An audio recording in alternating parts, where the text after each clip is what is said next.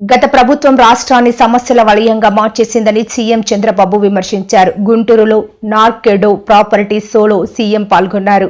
రాష్ట్రాన్ని గాడిలో పెట్టే ప్రయత్నం చేస్తున్నామని అన్నారు. ఈ రోజు ఇక్కడికి వచ్చింది మళ్ళీ పడకేసినటువంటి నిర్మాణ రంగాన్ని పైకి తీసుకురావాలి అనే ధ్యేయంతో నేను ఇక్కడికి వచ్చాను. మీకందరికీ కూడా నూతన సంవత్సర శుభాకాంక్షలు. తొందరలోనే సంక్రాంతి కూడా వస్తుంది. సంక్రాంతి శుభాకాంక్షలు. ఇదే కాకుండా భవిష్యత్తులో కన్స్ట్రక్షన్ యాక్టివిటీకి పెద్ద బూస్టప్ రావాలని మనస్ఫూర్తిగా నూతన సంవత్సరంలో కోరుకుంటున్నాను. ఈరోజు మీరు చూస్తే ఎన్నికలప్పుడు మేము చూసాం, నిర్వీర్యమైన రాష్ట్రం,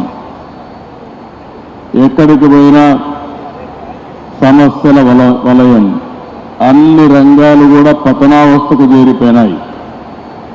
నిర్మాణ రంగం అయితే అడ్రస్ లేకుండా పోయే పరిస్థితి వచ్చింది.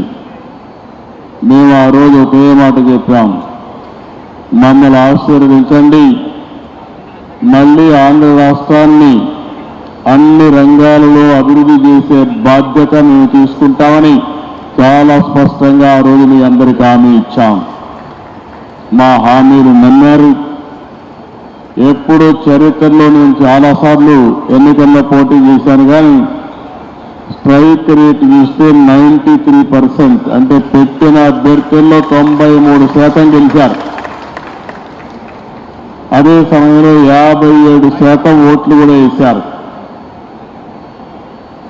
ఆ నమ్మకంతోనే మేము వచ్చిన వెంటనే మీరు ఒక్కసారి ఆలోచిస్తే పునర్నిర్మాణం ప్రారంభించాం. ఎటు చూసినా విధ్వంసమే, ఎటు చూసినా అంధకారమే. ఎటు పోవాలంటే కూడా ఇప్పటికి కూడా మాకు ఇంకా చాలా సమస్యలు ఉన్నాయి. కానీ అడుగడుగునా ప్రతి ఒక్కరోజు కూడా ఆలోచిస్తున్నాం. ఆలోచించి నిన్నే మీరు చూస్తే ప్రధానమంత్రి గారు వచ్చి ఆంధ్రప్రదేశ్ రాష్ట్ర చరిత్రలో ఎప్పుడూ రాని విధంగా 2,08,000 కోట్ల రూపాయలకు ఫౌండేషన్లు వేశారు. ఇంకో పక్క ఇనాగరేషన్లు చేశారు. అంటే ఇప్పుడిప్పుడే కొత్తగా పెట్టుబడులు వస్తున్నాయి. విశ్వాసం పెరుగుతా ఉంది. బ్రాండ్ ఏపీ ఇప్పుడిప్పుడే మళ్ళీ ముందుకు పోయే పరిస్థితి వస్తూ ఉంది. దీంట్లో అనేక రంగాలు పెట్టుబడులు వస్తున్నాయి. ఆ రంగాలు మీరు చూస్తే ఎప్పుడు కూడా నూతనమైన రంగాలను అందిపుచ్చుకోవడంలో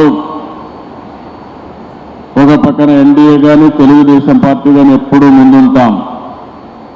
ఈరోజు మీరు చూస్తున్నారు, 95లో హైదరాబాద్లో ఏమీ లేని సమయంలో అంచెలంచెలుగా అభివృద్ధి చేసి ఈరోజు ఇండియాలోనే నెంబర్ 1 సిటీగా, మోస్ట్ గ్లోబల్ సిటీగా తయారు చేశామంటే ఆ రోజు వేసిన ఫౌండేషనే.